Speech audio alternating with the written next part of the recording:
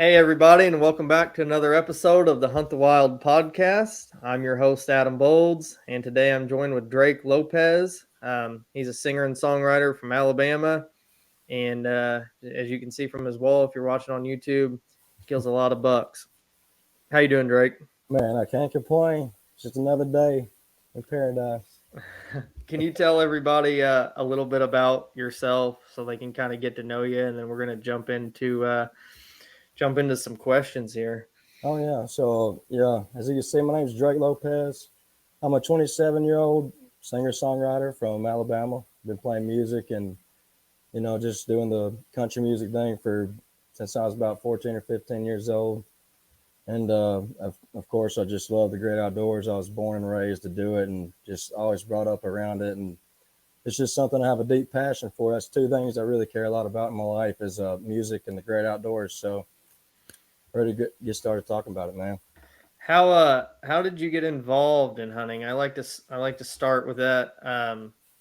Pretty much with everybody. Was it small game, or you jump straight to deer, bow hunting, gun hunting, rabbit hunting?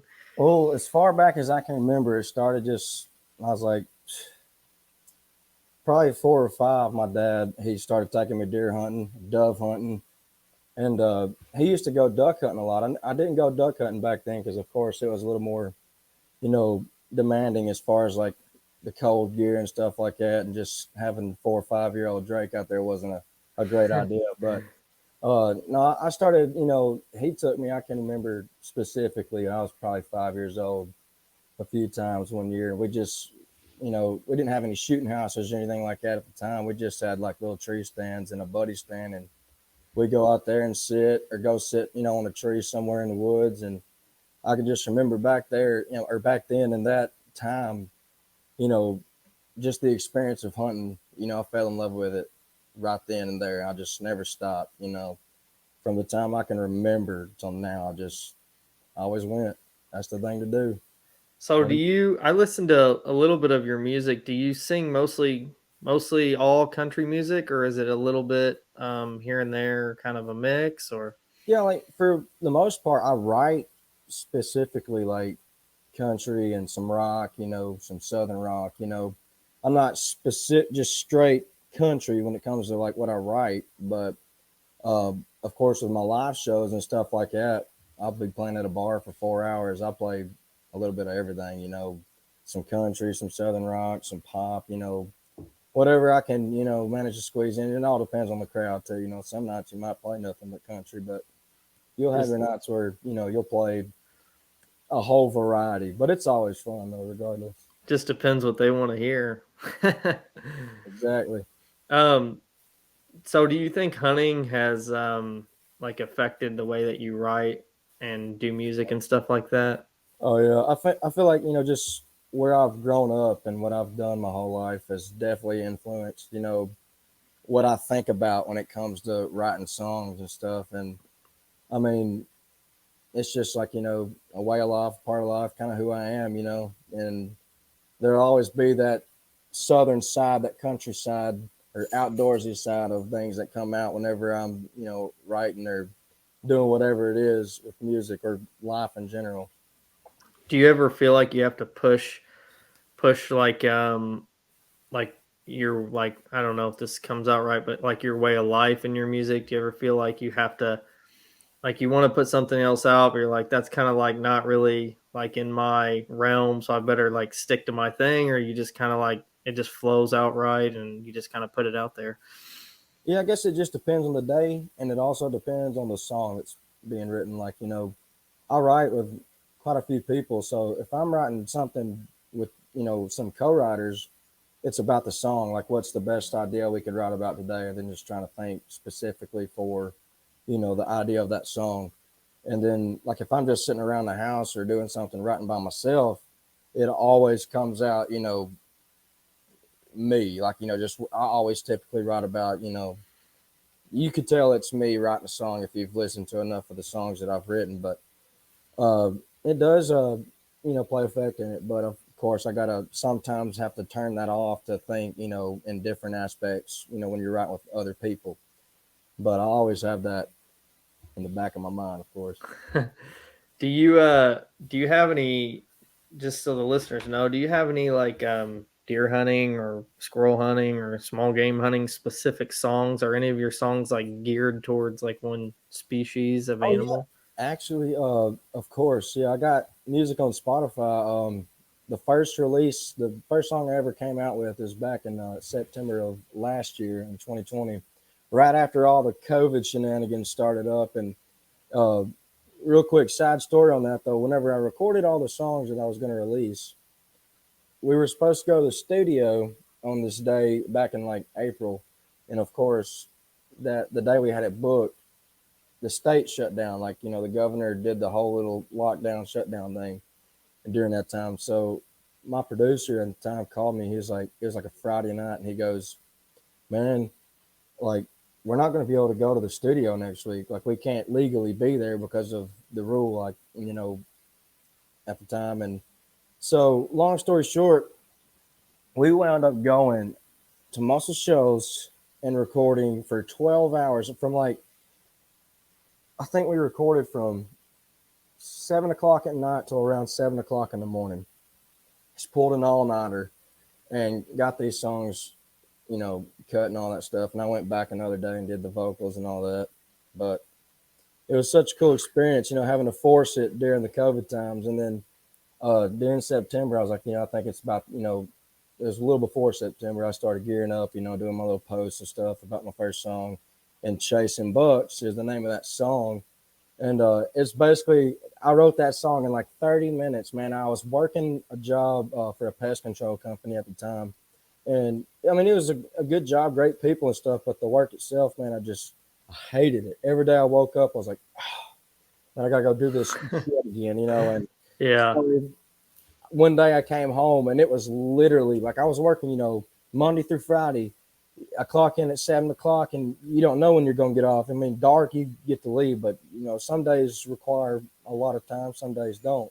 So I never got to go hunting as much as I wanted to. But I sat down, and when I got home one evening, and I wrote "Chasing Bucks," and it's basically about wishing you could just not go to work chasing the dollar bill, but and go out to the woods chasing bucks. So it that, was a fun song. I felt like it resonates with people like us, that love deer hunting.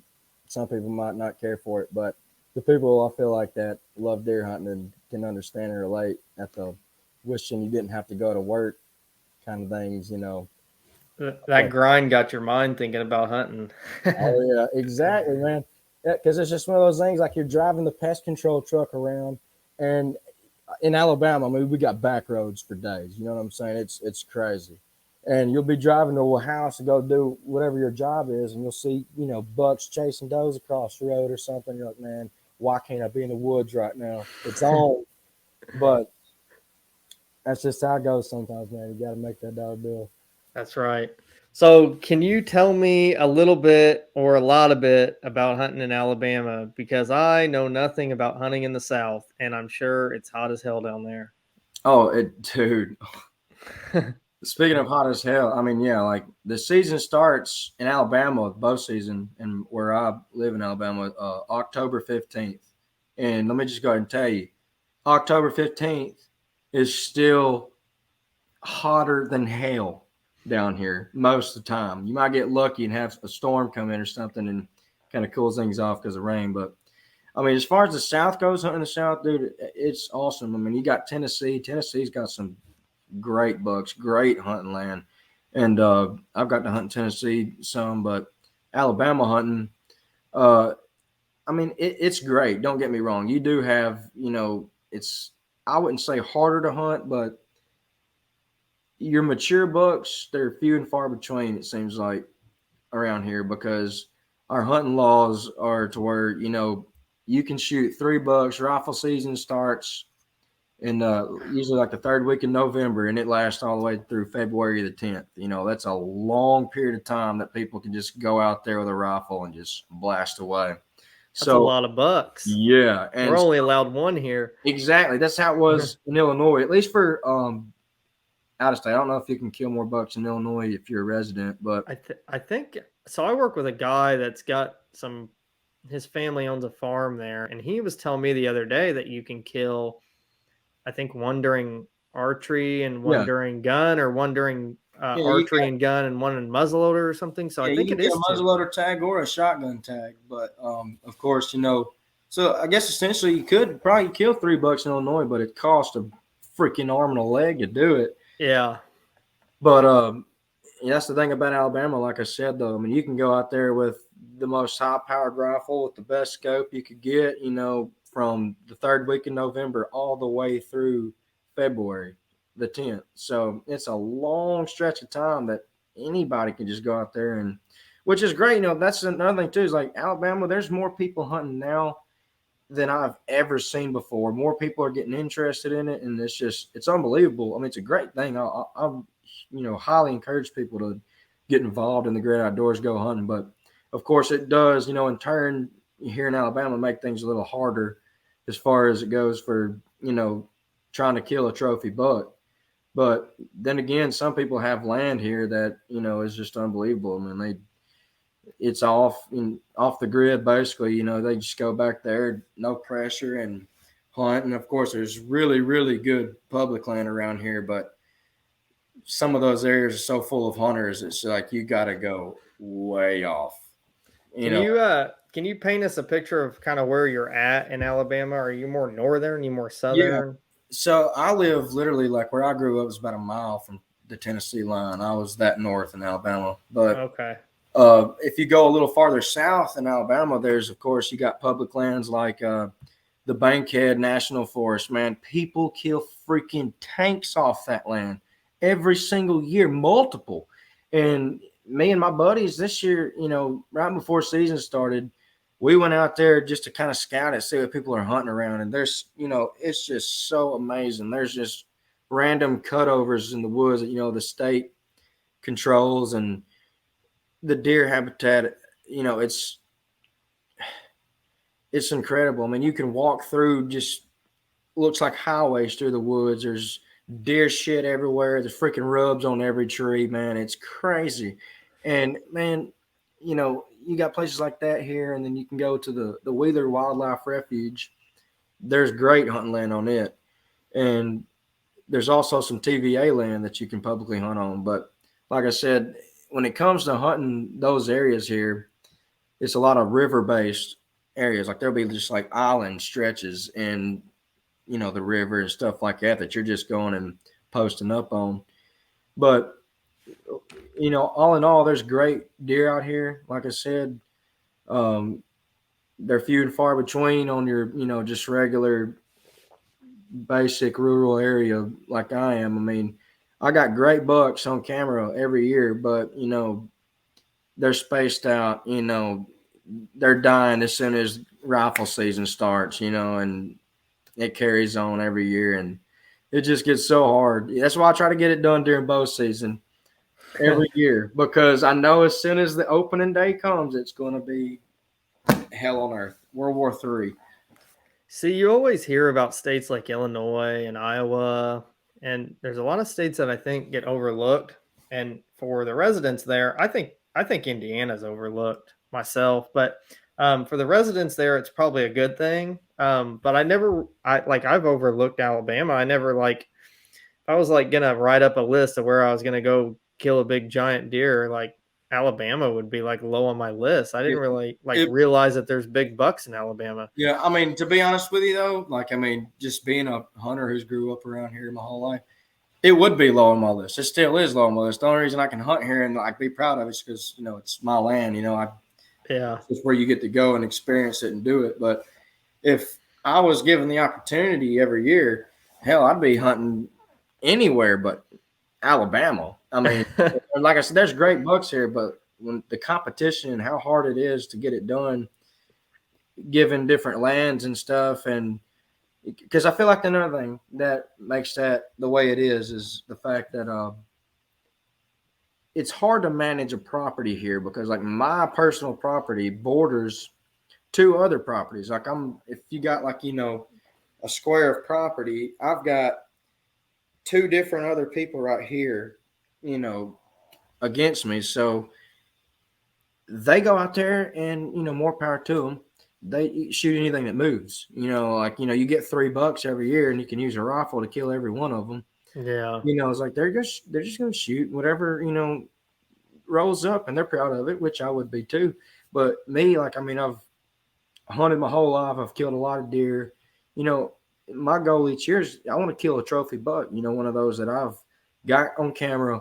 One of those that like I can pattern him out and stuff like that. And it just gets really, really hard to do that whenever part of his pattern is crossing both of those properties too. And all it takes is just the right evening, the right morning, and somebody's blasting. So Yeah, that's pretty comparable to Indiana. Indiana's a lot like that. It's little sections of 5, 10, maybe 20 acres of woods, and then the neighbors got that section too. So I don't own any property or anything like that. So any private that I hunt is usually a permission, and it's not always really promised for the next year. So for guys like me, I kind of just like decide in the moment, unless I'm like watching a buck on that property. But I can see like little tracks, like 10, 20 acres for guys, maybe in the next woods, like that are trying to manage. If there's guys in the other section shooting basket racks, I mean, it can make it super hard. This isn't tracks of thousands of acres of land like they've got out in Iowa, where it's a yeah, little easier to like pattern buck. So I man, understand the frustration there for sure. yep. How are you guys hunting whitetails in Alabama? Are you guys like using tree stands? You guys run dogs down there or drives or The only dogs used around here usually like there's a few people around where I'm from that their dogs are basically strictly for like blood tracking. Like if you shot a buck and you've lost a trail, they'll get dogs out there to help hunt him down then. But yeah, you can drive down the road and you'll see shooting houses in every field. You go in the woods, and for the people that hunt, there's tree stands. I mean, hell, my property is hooked up with ladder stands and lock-ons. I hadn't built a shooting house yet. I really want to do that, but yeah, for the most part, I mean, we do it just like you'd see in pretty much any other property. We just, we'll take climbers, stuff like that, especially on the public lands and Mhm. even places that we're interested in on, the private properties we're hunting. We'll take a climber out there and test it out and see what we can find, kind of scout hunt at the same time. And that's why I love a climber. But yeah, I mean, it's nothing really different here than it is anywhere else as far as like what we're hunting out of. can you guys bait in Alabama? hmm Yeah, so you gotta buy. It's I can't remember how much it is every year. I can't even remember what they call it. But it's like a little permit, and you can hunt over bait. And it used to not be that way. That just changed a few years ago. But used to you couldn't hunt within like so many yards of your bait, but now you can buy the permit and hunt right over it. But uh, I mean, a lot of people did it when it was illegal. People do it whenever now just pay the little extra money to get your permit for it. But here, the baiting is what makes it really hard too, is because I mean, you might have a mature buck that has a creek or a pond here and three different feeders set up full smack dab of acorn rage and corn, and they ain't got to travel far at all through their whole daily pattern. They don't have to travel far. It just changes things a lot whenever you can just straight up have things posted up and full. They go there every day. That's how they know they're gonna eat because they got acorns right here and they got corn in this big old human thing that's sitting here in front of me. They know where to go, and it just changes things for sure. Yeah, it throws it off because you kind of know where the food source is at. You know where all the trees, the acorns, all that stuff are dropping, and then a guy could come in and throw a feeder in 2 days after you Yep, scouted, and it's totally gonna throw everything out the window. absolutely. Um, That's is is bait like a controversial like thing there? Are some guys like okay, so just for an example, I live in Indiana. Like, if you bait here, you're like a criminal. Like, you're not allowed to bait. Like, all the hunters think like you're not allowed to bait. It's just like a thing. But you drive 20 minutes to Kentucky, and like if you don't bait, you're like a weirdo. Like yeah. everybody down there baits. They're like, "What? You're not putting out corn?" It's just kind of so it's weird, really, really. Oh, So I kind of absolutely. wonder what people in Alabama feel about that. Whenever you said that, it made me think. Whenever we had our lease in Illinois, we would go through Paducah, Kentucky, Yep, I'm And familiar with it. yeah, and you go to the Walmart there, it's full of everything you could get. Acorn Rage, corn, all kinds of molasses, different, just you name it. They got it. You go to Illinois, nothing. You know what I'm saying? You ain't gonna find something in that Walmart that you could, well, unless you went to like the garden section and got some Yeah. bird feed or something like that. But as far as like just advertised to you deer corn, you ain't gonna see it in Illinois. So it was so funny always seeing that, like the difference of the WalMarts in two different places that are like an hour apart. And it's the same way though, like you're like criminalized in Illinois if you got a any kind of thing to do with vape because it's illegal. In Yeah. Alabama and Kentucky, since it is the way it is, and it's not really. You do have your people that are just like, you hunt with bait, man, do it the real way, But then there's the people that are like, I can get some corn, throw it out in front of me. I can get some corn, throw it out in front of me, Like, I mean, it does change things, but for some properties, it's probably for the better here, But I wouldn't say that it's like highly frowned upon because I know a lot of people around here that are just well respected or well respectable hunters, and they got their food plots with feeders sitting right in the middle of them every year. That's just how they do it. Yeah, I started hunting Kentucky. I think this is my third season this year, and I had always hunted Indiana. I never hunted any other states. I wasn't allowed to bait. So last year I was like, you know what? Like, because I've baited cameras here, and I get Oh like, yeah. I baited like prior to season, when you're allowed to in the summertime in Indiana. I'm like, my God, if I could bait here, like I'd be tagged out the first day. So my thoughts were when I went to Kentucky, I'm like, I'll try it. I've never tried it. So I'm like dumping out corn. I'm like, this is already like I'm already get out the knives. Like I've already shot these deer. Like I knew for sure. And I sat a bait pile over and over and over again last year. And I hated it. I absolutely hated it. It turned the deer nocturnal. They didn't show up when I was there. I I kind of got away from it, and now I've kind of learned. I did a little bit this year, but just kind of like playing around with it, like maybe sit it every now and then, um, maybe put it out and come back a few days later, and then like be done with it. But I think like when you become super reliant on it and you sit that same spot over and over, you just get so burnt out, and the deer like they pattern you. Oh Um, yeah. so it's I don't know how I feel about it. I don't have any like ethical issues I don't think with it, but as far as like my sanity, I don't know. I get kind of bored sitting over a bait pile. I like to move around. Um do you hunt over bait ever or have you? Yeah, I mean, here, like, I mean, I used to hunt with my buddy on his property, and like I said, his fields they plant them every year in the most luscious, food plots, and then there'll always be a feeder set up, either on the edge of it or in the middle of it, and of course, with I feel like since it's been done so long, it's just like a part of the land there almost that it doesn't really affect the deer as far as how they if they're like afraid of it. Like that's the thing on my property. Like I put a feeder up and I had and this is how serious it goes, like you was just saying.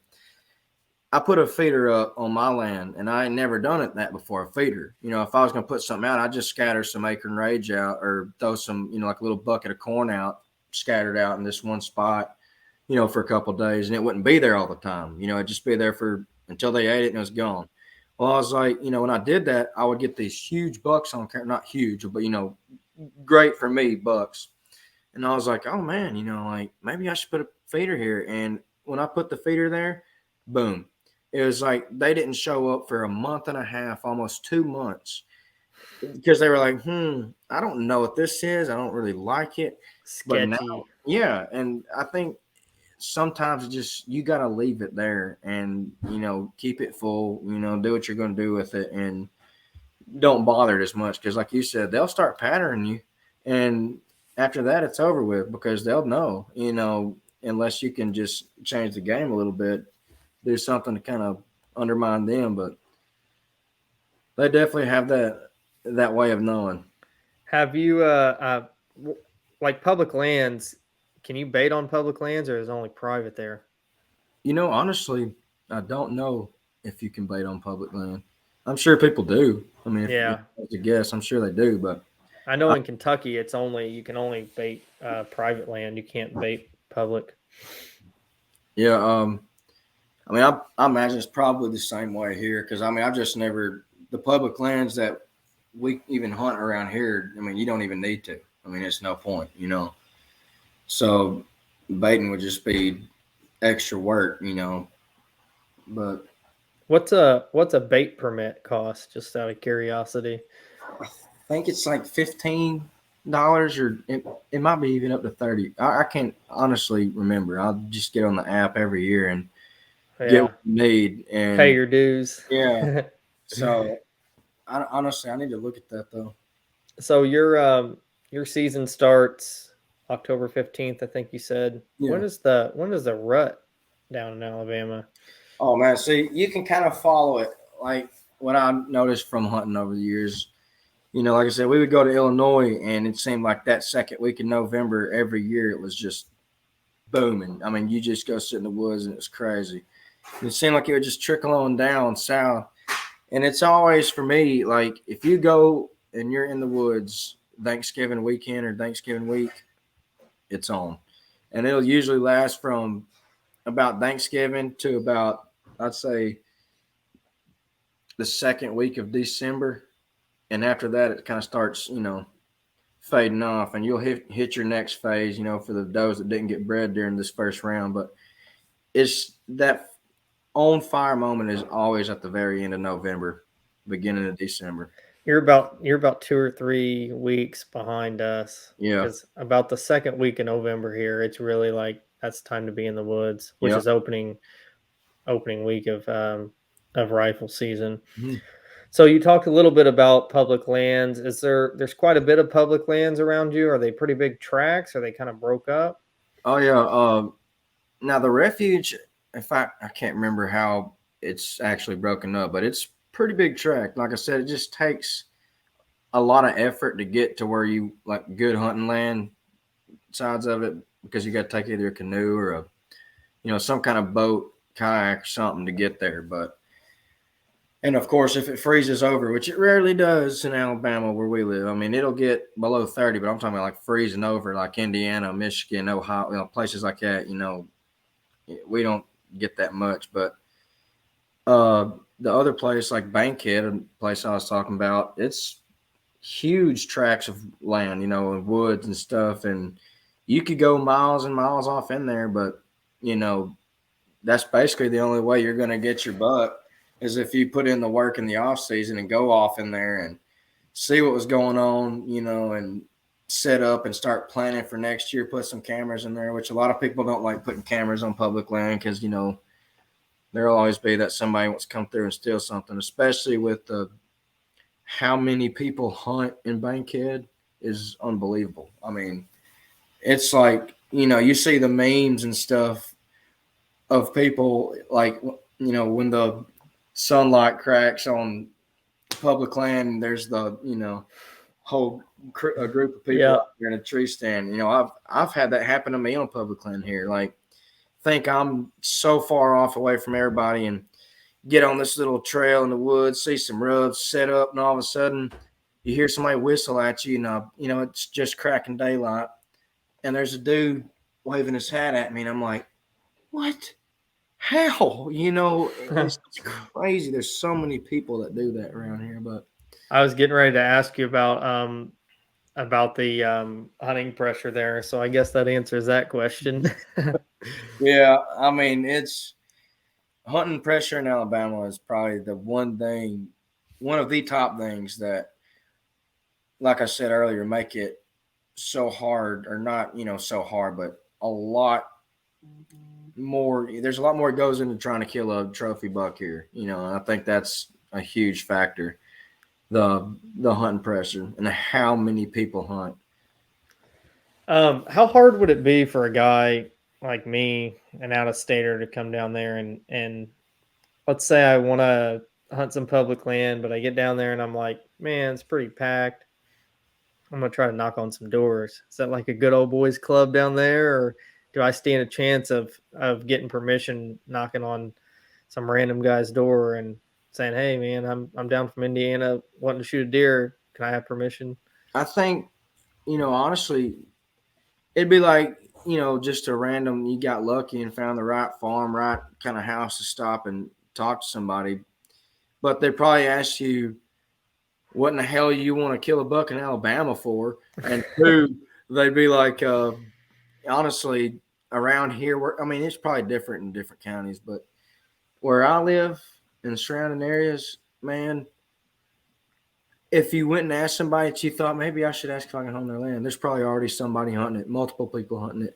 Your best bet for Alabama is just to go to your public land and, just look at a topical view on the map, pick out a spot and be like, this looks like there'd be some, there's got to be some deer, trekking through here and doing their thing, and go try it out. But there's a lot of hunting clubs down here that you like call around and maybe like land some kind of club that's needing a new member or something like that. But as far as actually driving around and being like, hey, I'm from Indiana, can I go hunt? I feel like it'd be like winning the lottery almost, because there's so many people around here that already got people, family or friends or some kind of lease going on for certain tract of land. And it's crazy, but it'd be worth a shot. If you're really, determined to kill a buck in Alabama, it wouldn't hurt, They don't have that. They don't have that Mason Dixon line thing going on, do they?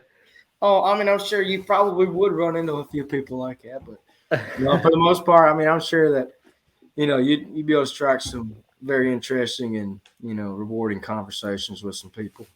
Do if I was going to come there and hunt public land, should I stay more north or go more south? And do the bucks stay bigger up north than they are down south? I imagine it's probably warmer down there a little bit. Yeah, I will say, once you start getting to about midways in Alabama, like around, like, you got your Mississippi and Georgia, like that little halfway point between all that, that's about where I would stop trying. You probably do got big bucks farther south, but of course, I feel like the closer to Tennessee, the bigger they get. And that's different in certain areas, because some farms, grow some big deer south of me. But I just feel like from what I've seen and experienced through my life and all the hunting I've done, it just seems like the bigger deer are the more northern side of Alabama, for sure.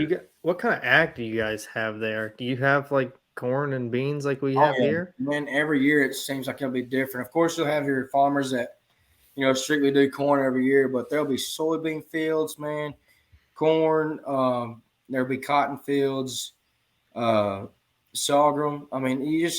You think of anything, there's people planting it, but it's mainly corn and soybean. And I'd probably say cotton. That's the top three around here. Do deer do anything with cotton fields? They eat and graze out in those. I don't know anything about cotton fields. They'll get like little seeds out of it and stuff, and they'll munch on it. It's forage. They'll find something to forage off of it, but it's not near like if you're hunting over a soybean field here, your land has probably got a big buck hanging around it, because it's just something about soybean does something to a deer, man. Especially for like the protein in it and the rack, grow through the year. Soybean around it. If you can find a farm that you can hunt that's just farmers are planting soybean every year, you'd be like, sign me up. I think soybeans is what everybody's usually after, and then everybody likes to try to get on those cut cornfields, a day or two after they cut them. So are you real big into trail cameras? I know you said you kind of worry about them getting stolen on public land, which I think everybody probably does. But as far as your private tracks, do you run trail cameras? Yeah, I run 2 cameras, and the whole tract of land that I hunt, I think it's like 180 acres total. It's not very big at all, and that's the property that butts into 2 different properties, and so I put cameras up for two reasons, and that one is to make sure nobody that shouldn't be on my property is walking through these areas, and two, I mean, I just want to see what's alive and what's, not coming through, what does come through that's still around. Because the thing about it here, knowing that at any given day, that buck that I'm after could be dead because somebody on this property here or here just shot him.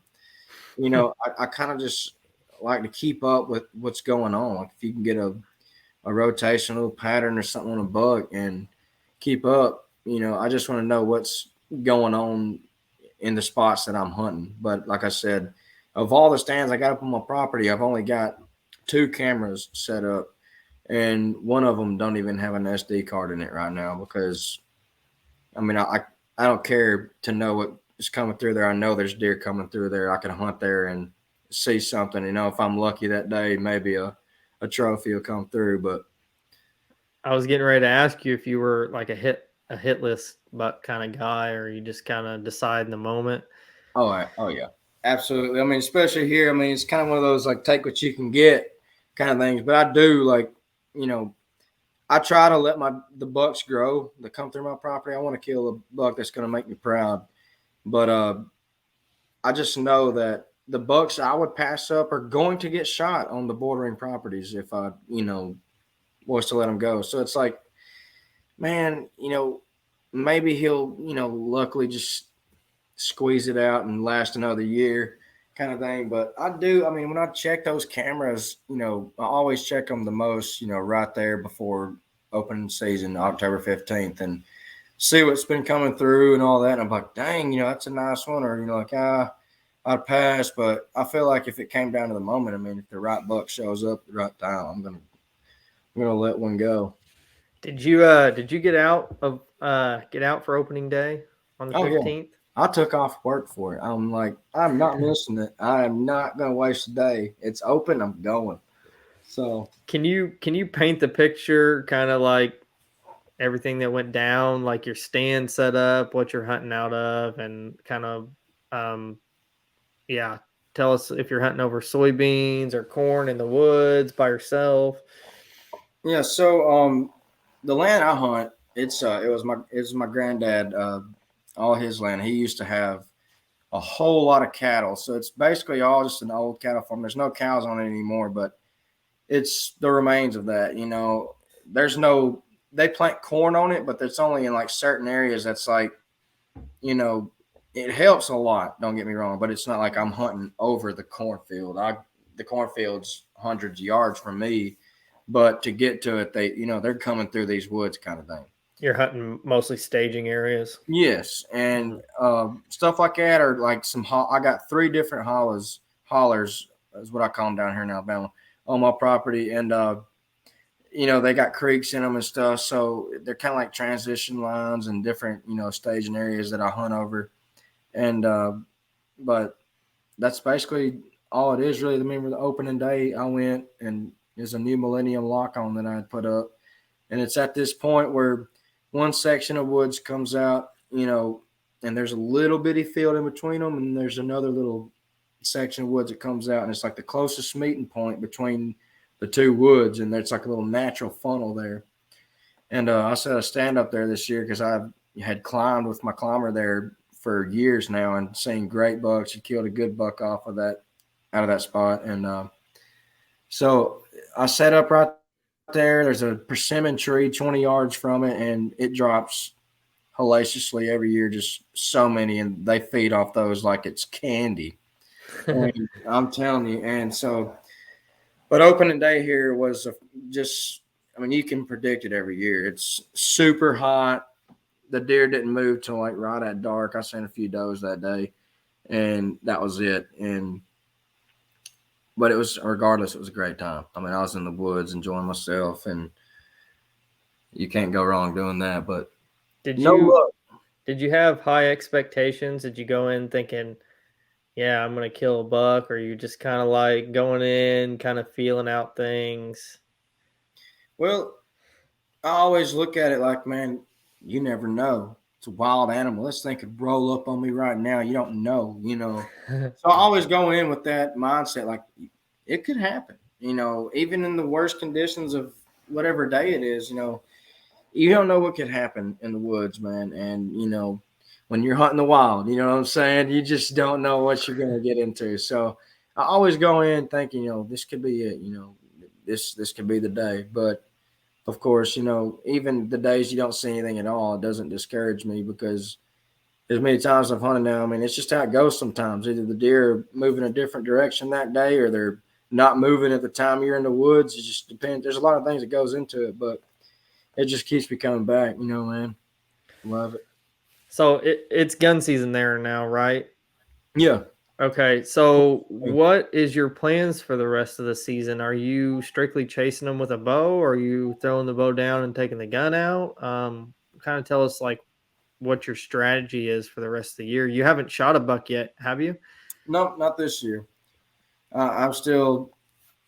Now I will be honest with you. I'm not gonna lie, and all the viewers can laugh at me and make fun of me, which is going to be completely understandable when I tell you this. But me and my dad, we got 2 new rifles this year, and he got a new scope for one of them, and it was on like a AR just 223 gun. And I mean, we're not shooting long distance here, so it's not like we need some high powered rifle, which of course is great to have for knockdown power and stuff. But I took, instead of using the gun that I've always had the best luck with, I took my dad's new one out there and got out there.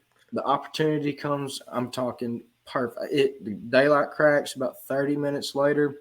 Some does coming out of the field or out of the woods through the field, going into the next section of woods. Right behind him, there he is. I'm like, oh my God, here we go. Put the gun up. The scope does not zoom in near as much as the 270 that I've always been used to shooting.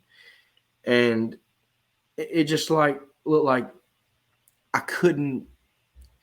It wasn't. I wouldn't say it's really small, but it was not near as big, Yeah. So I'll just send up a prayer, man. Oh, it kills me to even tell y'all this.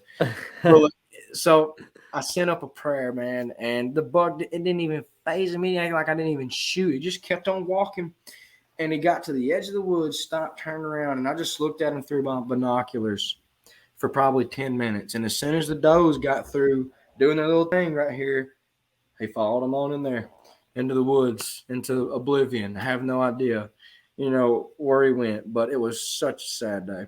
So I've had my chance this year. I just did not execute. So why? I have to ask, why change it up? I know that's the question, man. And that's even what my dad said. He was like, "Why would you do that?" It'd be different if it was like I already got the job done and trying something new for the rest of the season or something. But man, I'm not superstitious, but I got to keep some things the same, and I learned my lesson with that last week. So yeah, that's part of the game. That's part of the chase is kind of learning your lesson from it all and moving on and making it better. What are you gonna take now? You gonna stick with the new gun, or are you going back old school? Oh yeah, I'm definitely not doing that again. Absolutely, you couldn't. I've been 3 times since then. Have not used it since, and I'm not going to because I just got to get the job done with what I know is going to get the job done. So we talked a little bit about like your gear setup. I guess we've already covered guns. What kind of stands are you using? I guess let's start with the climber. What kind of climber are you using? I got I got a couple of Summit Vipers. One of them I have turned into a stationary lock on. It's pretty much I climbed up in the tree and we put sticks going up to it and strapped it in there, and it's basically just a lock on right now. But I have another one that I use for free roaming. If I want to got a certain area or a certain kind of place on a public land I want to go, tear out and go with it. But I always use a Summit. I've used it since I was like 13 years old when my dad would start letting me go by myself. But it's always got the job done for me. I love it. Do you play around with the saddle game at all?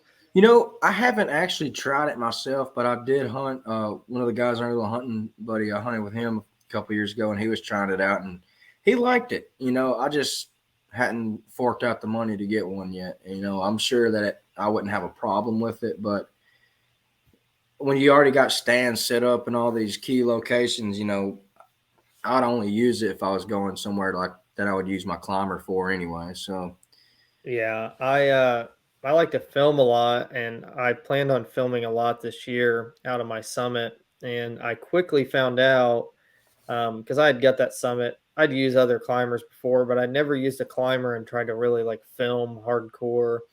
And so I took the summit out this year, and I was like, I'm gonna film a bunch. Well, by the time I get the summit on my back, and September in Kentucky, it's pretty hot, so I've got plenty of water. Um, I've got my pack with everything I need in it on top of camera gear. I'm looking at like 50 pounds walking in the woods with that summit and everything. So I think I'm gonna play around with the saddles next year because yeah, I think it's like what a couple pounds. I think you can get sticks that are a pound a piece, exactly. and Yeah, then the saddle might run a pound or two, if that. I don't think yeah. it's very much. So I've heard a lot of good things. I've heard more good things about a saddle than I have heard bad. So Oh yeah, all the like YouTubers and stuff that I see using them, you know, it makes me more eager to try one all the time. I feel like I said I don't think I'd have a problem with it. I just hadn't, broke down and said, all right, yeah, I'm gonna go buy one because they're pretty expensive, for the whole kit, the whole system, or whole little setup. But I mean, it would take a load off from using a whole bulky climber on your back and doing all that because, like you said, them sticks are a lot lighter than an actual, whole little setup of a climber. But I I'm not super familiar with them, but I think the strategy with a saddle is practice. Like if you practice how to get those sticks and everything hung up and get all your ropes and all your tethers and all your stuff, if you can get that system figured out, I think you can probably get in a tree pretty quick and pretty quietly. absolutely. Um, what are you using as far as clothing down there? Is there a certain kind of brand you like? Well, I mean, I don't got a specific brand that I'll use. I mean, I use Sitka. Like I got some early season Sitka gear that I'll use, but I also got some mossy oak. That, if I wore the Sitka gear for a weekend, I'll use the next weekend my other stuff while I wash the other stuff again. But when it comes to cold gear, I do got a pretty thick Sitka jacket that I use, but I don't have any Sitka bibs or anything like that. I just got some thick scent lock, I think is the brand, some pants, and I just wear a bunch of base layers and a really thick Under Armour wool shirt whenever it gets cold, and put my little Sitka jacket on and tear out, man. I You brought up Sitka. I think I remember. I think I saw a TikTok of yours Yeah. about Sitka. I actually made one. I started wearing First Light this year. I'm a real big fan of it because it's a little bit cheaper than Sitka, but I really like it because I can be as warm as I used to be and not as bulky. But I made a TikTok about like Sitka guys versus like First Light guys and like Real Tree guys or whatever on TikTok. And yeah, I seen you made one on there, and it's funny because people on that platform, as far as the hunters on there that watch that kind of content, man, you can really get people fired up with that word. Yeah. Well, I posted like had two videos had blew up a little bit, not blow up, but had like a few thousand likes on them, and there'd be people comment. When you get that many views, people will start commenting because they're like, I don't care. There's a bunch of comments. I'm just gonna comment some talk Yeah. shit real quick. So this dude says, something about like you probably kill more deer if you didn't wear Sitka. And I'm just like, dude, I could probably go out here in blue jeans and in my deadgum scrubs I wear at work and kill a deer. If you know what you're doing, you know what you're doing. Of course, having a good pattern and just being blended in helps. It does its part. But I mean, as far as camo goes, I don't feel like there's like a certain camo that's going to make any deer think any different. If your pattern's broken up, in my opinion, and you're not just dancing around in a tree stand and stuff, the deer's going to mosey on along and stuff. Like I said, I mean, just people act like just because you got some Sitka gear on or, whatever different kind of gear on that's not your basic, just regular old camo, then like, oh, you're screwing up, man. Your deer can see. Yeah, I don't focus so much on camo patterns. I think I'll pick what I think's gonna best match as far as Mhm. like when I pick a company, I'm gonna pick whatever I think is gonna best match where I hunt at. But I'm going for like comfort and warmth and everything. Oh Like yeah. that's why I went with First Light because it's super layerable and super light, and I often find myself like I get cold really easy, but I also have to pack a bunch of stuff in all the time. So I need to be able to pack my jackets and all my stuff and try to like stay compacted because I've got all this camera gear. So for me, First Light was like the good thing. I can roll up, so I can roll up my jacket. So I wear a shirt, a long sleeve shirt. I have a jacket and a hoodie. I can roll up that jacket and hoodie and put it in a pouch that I used to only be able to put my bow hunting jacket in. And I would have to stuff that bow hunting jacket in. It would barely, like, it would want to rip the zipper. So it's probably, I don't know, half or more than half, as bulky and just as warm, if not warmer. Absolutely. If you had to pick three pieces of gear to go out on a hunt, what would you pick and why would you pick them? Man.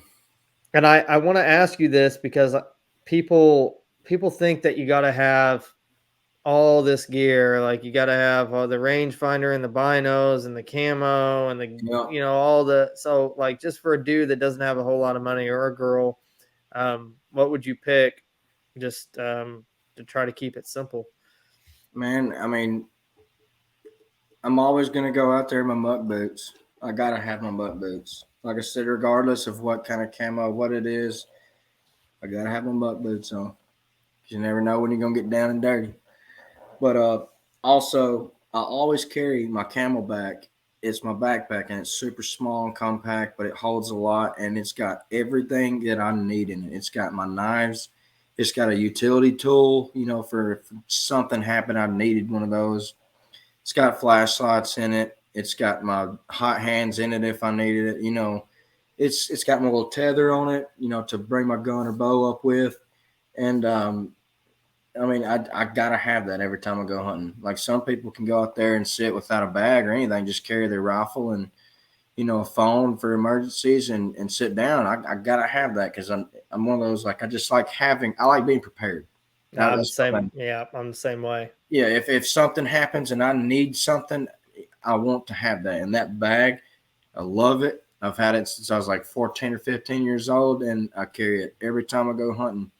And it's got everything I could possibly need in it. And of course, third, if when it comes to the gear talk, probably always going to have my safety harness, unless I'm hunting in a shooting house or a ladder stand. That I feel like ladder stands are a whole lot safer, than lock-ons and other kind of stands. But I always carry my safety harness because, man, some of these places I hunt, and especially whenever I used to hunt in Illinois, we'd be so far out there and there's no cell phone service. You couldn't, if you fell out and you was okay, but you just like broke a leg or something, man, you can't even, you couldn't call for help. I mean, you just have to start yelling, and I wouldn't want to be in that position. So I always want to, think about that whenever it comes to where I'm going to hunt at and stuff. But What kind of safety harness are you using?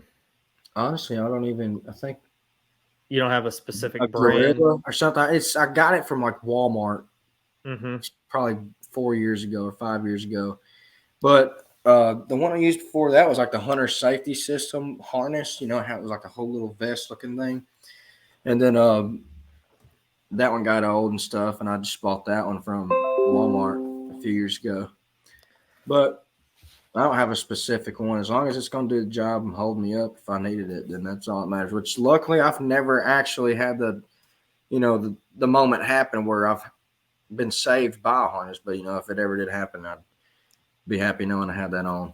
I use a muddy harness, and I don't usually wear it in. I usually try to put it in my bag because I'm walking so far and I don't want extra stuff clinging and clanking, and so I try to stuff it in my bag. But I like my muddy, but I think I'm going to try to get away from it because it's surprisingly heavy, Oh, and I'm going to try to maybe see if they make a lighter weight, some kind of lighter weight harness, because every pound or every 5 pounds when you're packing in, I know you probably know on public land, when you're packing in a mile and a half and it's 95 degrees outside early season, like it'll make you sweat quick. oh man, yeah, it's brutal, brutal. Well, if you wanted to go somewhere far off like that, opening day in Alabama, you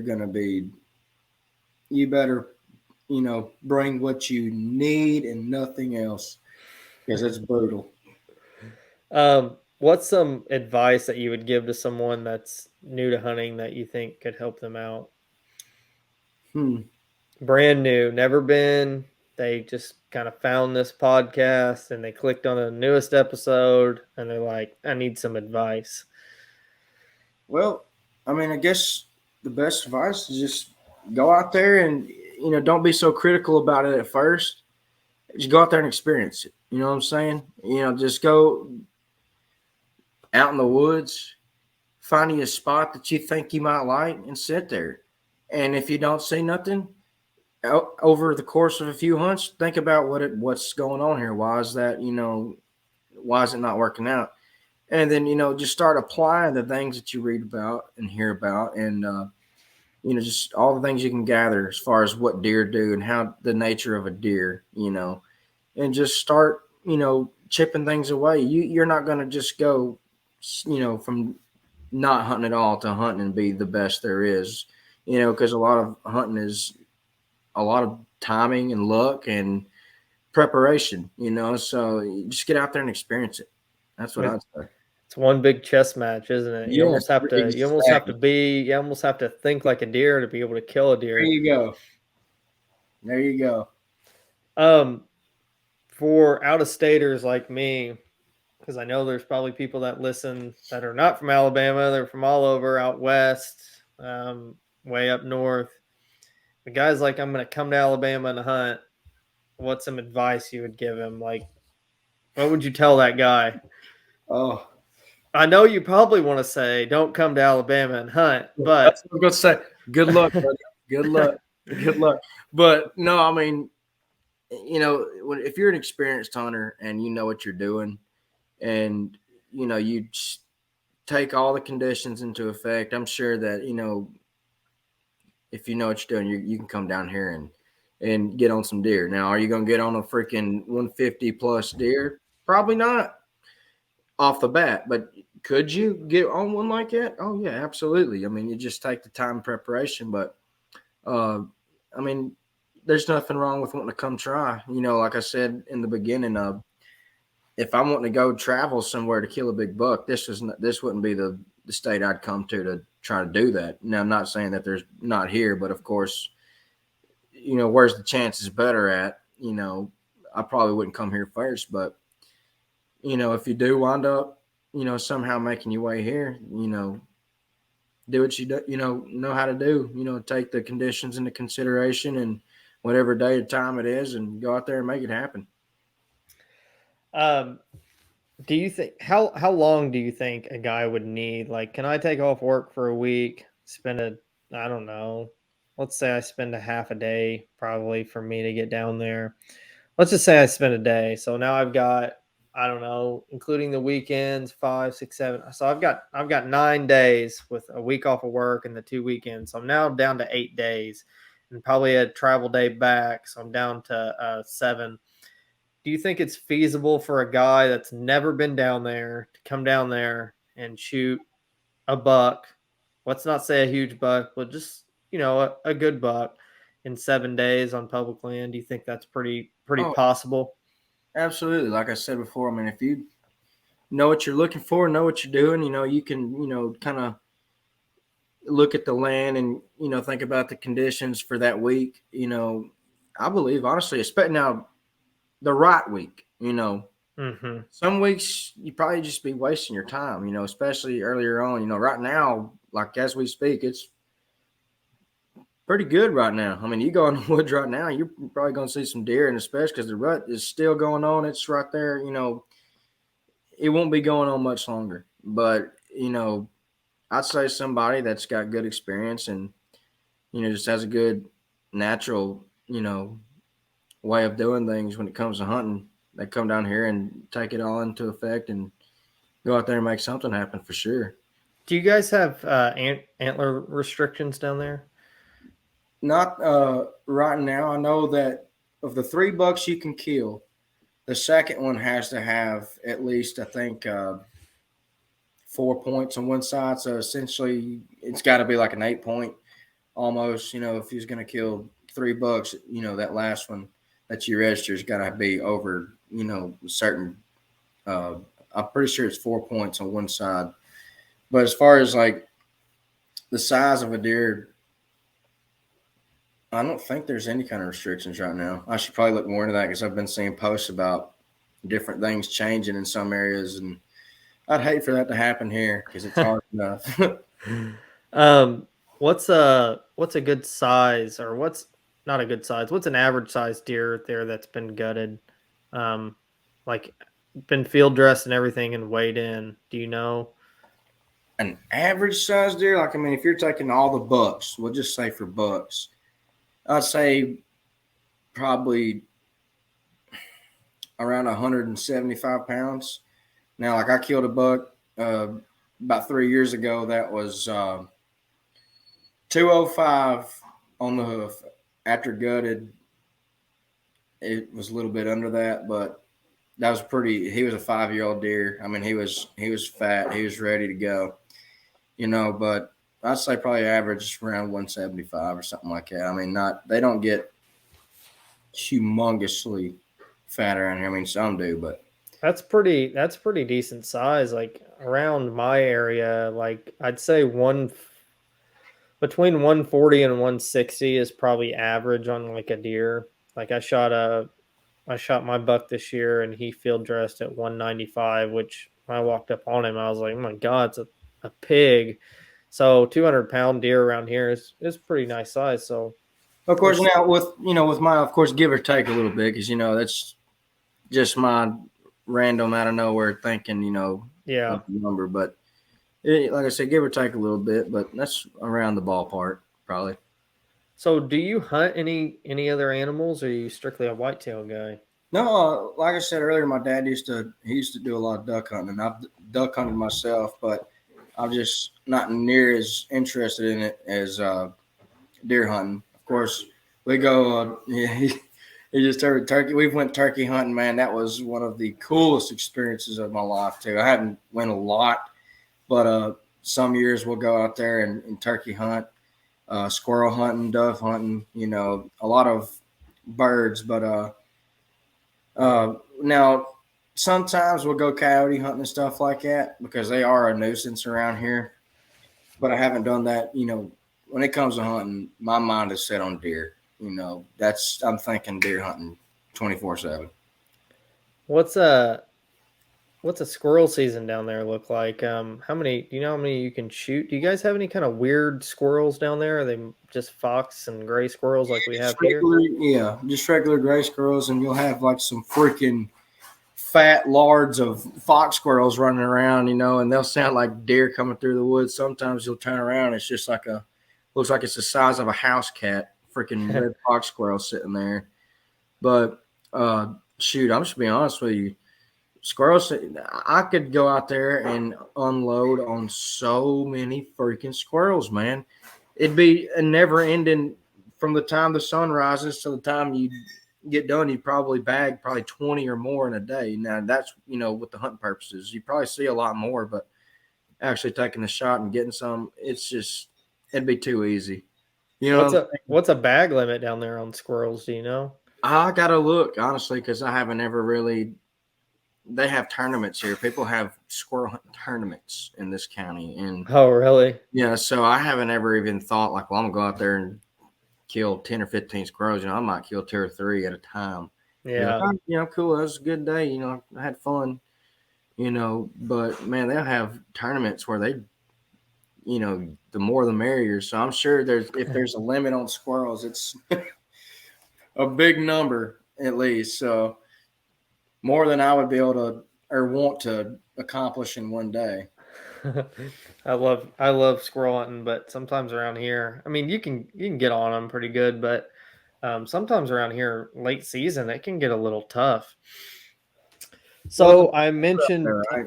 I mentioned to you guys, you listeners, that Drake was an artist, and he plays a little bit of music. So I asked him before the show if he would play um, something hunting related that he had wrote, and he agreed to it. So I think he's going to play just a little bit, maybe not a whole song.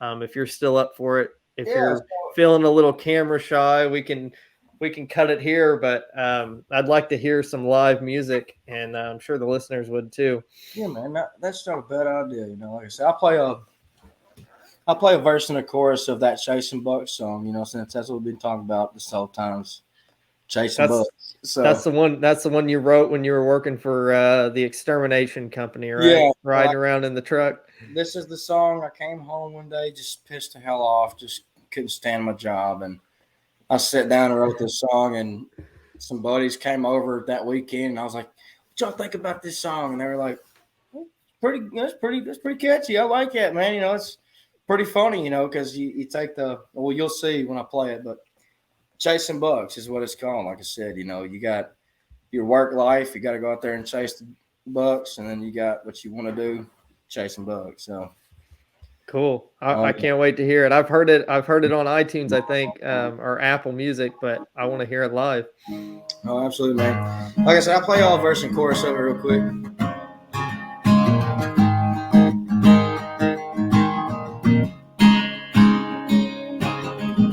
It's the middle of November. The fall frost just hit the ground. Supposed to be at work by 7, but it looks like I'm gonna have to call out. Oh, I know I could be getting paid, but today that dollar bill can't wait. I got some very important plans. Spend some time in my tree stand, out where there's nobody but me and God. Looking for deer up in my favorite spot,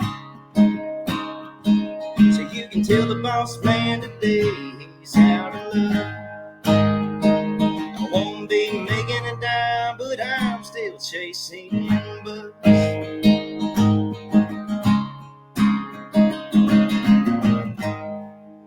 Ooh, that's damn good, man. That's damn good. Appreciate It it, man.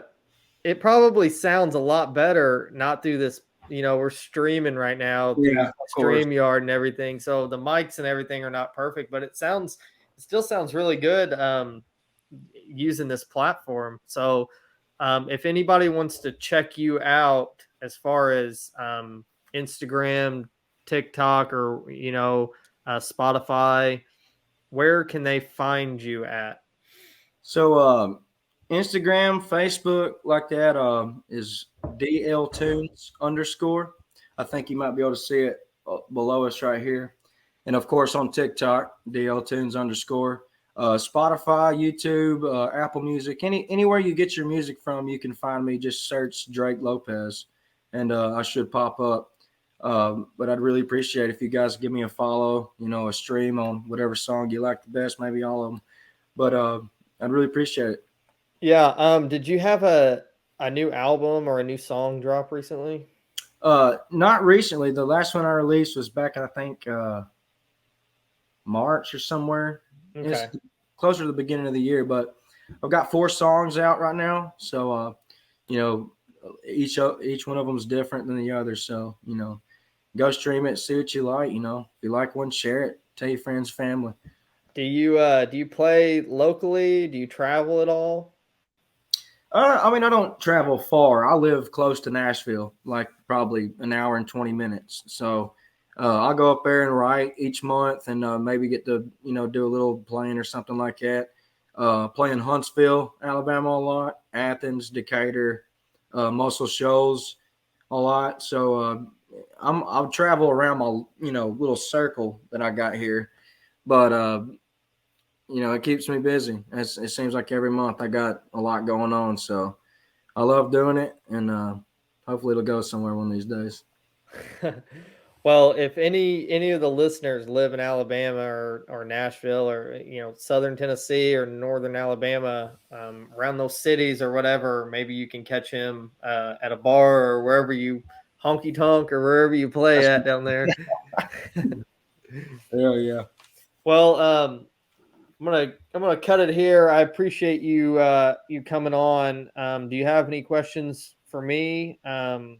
Yeah, if you ever want to come up to Indiana and chase some of these whitetails, I'd be more than welcome to show you the ropes. We don't have a ton of great public land here around me, but there's a little bit about an hour north of me. It's a pretty big tract that some decent deer are killed on every year. So, Cool.